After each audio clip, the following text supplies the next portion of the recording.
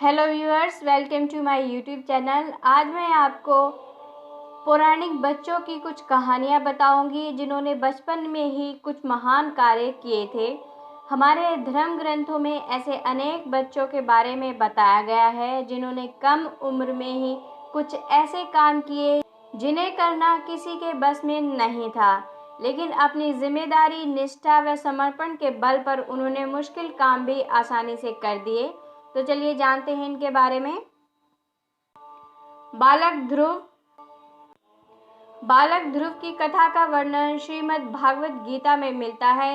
उसके अनुसार ध्रुव के पिता का नाम उत्तानपाद था। उनकी दो पत्नियां थीं, सुनीति और सुरुचि। ध्रुव सुनीति का पुत्र था। एक बार सुरुचि ने बालक ध्रुव को ये कहकर राजा उत्तानपाद की गोद से उतार दिया कि मेरे गर्भ से पैदा होने वाला ही गोद और सिंहासन का अधिकारी है। बालक ध्रुव रोते हुए अपनी माँ सुनीति के पास पहुँचे। माँ ने उन्हें भगवान की भक्ति के माध्यम से ही लोक परलोक के सुख पाने का रास्ता बताया। माता की बात सुनकर ध्रुव ने घर छोड़ दिया और वन में पहुँच गए। वहाँ देवर्षि नारद की कृपा से ओम नमो भगवते वासुदेवाय मंत्र की दीक्षा ली। यमुना नदी के किनारे मधुवन में बालक ध्रुव ने इस महामंत्र को बोल घोर तप किया। इतने छोटे बालक की तपस्या से खुश होकर भगवान विष्णु प्रकट हुए। भगवान विष्णु ने बालक ध्रुव को ध्रुव लोक प्रदान किया। आकाश में दिखाई देने वाला ध्रुव तारा बालक ध्रुव का ही प्रतीक है। परम ज्ञानी अष्टावक्र प्राचीन काल में कहोड़ नामक एक ब्राह्मण थे। उनकी पत्नी का नाम सुजाता था। एक दिन जब कहोड़ वेद पाठ कर रहे थे, तभी सुजाता के गर्भ में स्थित शिशु बोला, पिताजी आप रात भर वेद पाठ करते हैं किंतु वेद ठीक से नहीं होता। गर्भ में स्थित शिशु के इस प्रकार कहने पर कहोड़ क्रोधित होकर बोले, तू पेट में ही ऐसी टेढ़ी मेढ़ी बातें करता है, इसलिए तू 8 स्थानों से टेढ़ा उत्पन्न होगा। इस घटना के कुछ दिन बाद कहोड़ राजा जनक के पास धन की इच्छा से गए। वहाँ बंदी नामक विद्वान से वो शास्त्रार्थ में हार गए। नियमानुसार उन्हें जल में डुबा दिया गया। कुछ दिनों बाद अष्टावक्र का जन्म हुआ, किंतु उसकी माता ने उसे कुछ नहीं बताया। जब अष्टावक्र 12 वर्ष का हुआ, तब एक दिन उसने अपनी माता से पिता के बारे में पूछा। तब माता ने उसे पूरी बात बताई। अष्टावक्र भी राजा जनक के दरबार में शास्त्रार्थ के लिए गए।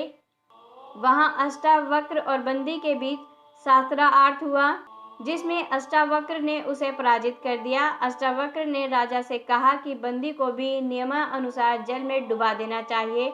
तभी बंदी ने बताया कि वो जल के स्वामी वरुण देव का पुत्र है।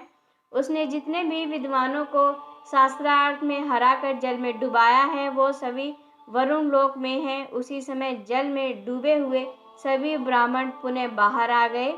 अष्टावक्र के पिता कहोड़ भी जल से निकल आए। अष्टावक्र के बारे में जानकर वो बहुत प्रसन्न हुए और पिता के आशीर्वाद से अष्टावक्र का शरीर सीधा हो गया। आस्तिक महाभारत के अनुसार आस्तिक ने ही राजा जनमेजय के सर्प यज्ञ को रुकवाया था। आस्तिक के पिता जरत्कारु ऋषि थे और उनकी माता का नाम भी जरत्कारु था। आस्तिक की माता नागराज वासु की बहन थी। जब राजा जनमेजय को पता चला कि उनके पिता की मृत्यु तक्षक नाग द्वारा काटने पर हुई थी, तो उन्होंने सर्प यज्ञ करने का निर्णय लिया। उस यज्ञ में दूर दूर से भयानक सर्प आकर गिरने लगे। जब ये बात नागराज वासुकी को पता चली, तो उन्होंने आस्तिक से इस यज्ञ को रोकने के लिए निवेदन किया। आस्तिक यज्ञ स्थल पर जाकर ज्ञान की बातें करने लगे, जिसे सुनकर राजा जनमेजय बहुत प्रसन्न हुए। जनमेजय ने आस्तिक को वरदान मांगने के लिए कहा। तब आस्तिक ने राजा से सर्प यज्ञ बंद करने के लिए निवेदन किया। राजा जनमेजय ने पहले तो ऐसा करने से इनकार कर दिया, लेकिन बाद में वहां उपस्थित ब्राह्मणों के कहने पर उन्होंने सर्प यज्ञ रोक दिया। आस्तिक की प्रशंसा की। भक्त प्रहलाद बालक प्रहलाद की कथा का वर्णन श्रीमद् भागवत गीता में मिलता है। प्रहलाद के पिता हिरण्यकश्यपु दैत्यों के राजा थे, वो भगवान विष्णु को अपना शत्रु मानते थे। परंतु प्रहलाद भगवान विष्णु का परम भक्त था। जब ये बात हिरण्यकशिपु को पता चली तो उसने प्रहलाद पर अनेक अत्याचार किए, लेकिन फिर भी प्रहलाद की ईश्वर भक्ति कम न हुई। अंत में स्वयं भगवान विष्णु प्रहलाद की रक्षा के लिए नरसिंह अवतार लेकर प्रकट हुए। नरसिंह भगवान ने हिरण्यकशिपु का वध कर दिया और प्रहलाद को अपनी गोद में बैठाकर प्रेम किया। मार्कंडेय ऋषि, धर्म ग्रंथों के अनुसार मार्कंडेय ऋषि अमर हैं।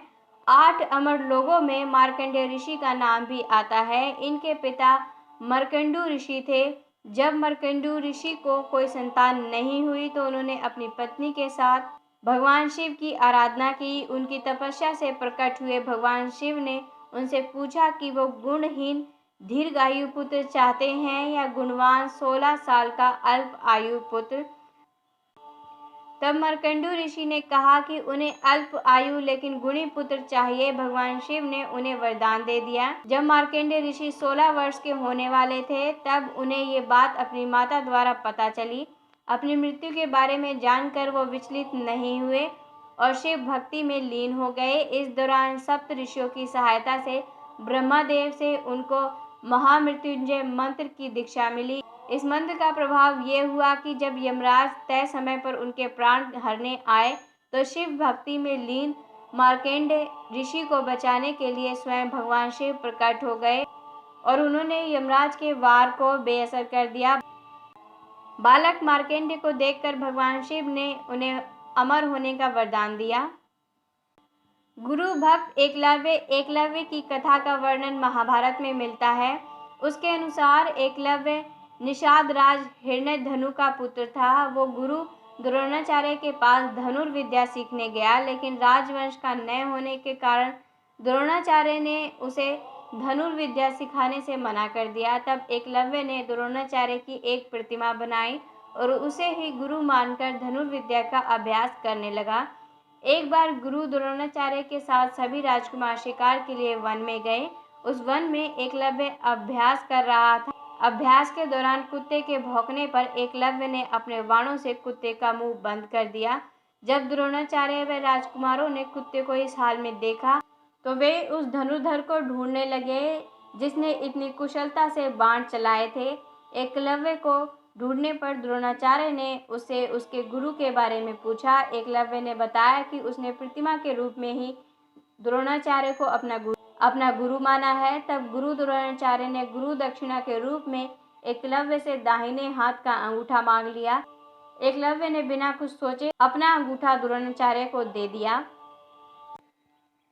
तो दोस्तों, आज मैंने आपको इस वीडियो में 8 पौराणिक बच्चों के बारे में बताया है जिन्होंने बचपन में ही कुछ महान कार्य किए थे। अगर आपको मेरे द्वारा दी गई ये जानकारी अच्छी लगी है तो इस वीडियो को लाइक कीजिए, अपने दोस्तों के साथ, अपने प्रियजनों के साथ इस वीडियो को शेयर कीजिए। इसके साथ ही हमारे चैनल को सब्सक्राइब करना मत भूलिएगा। धन्यवाद।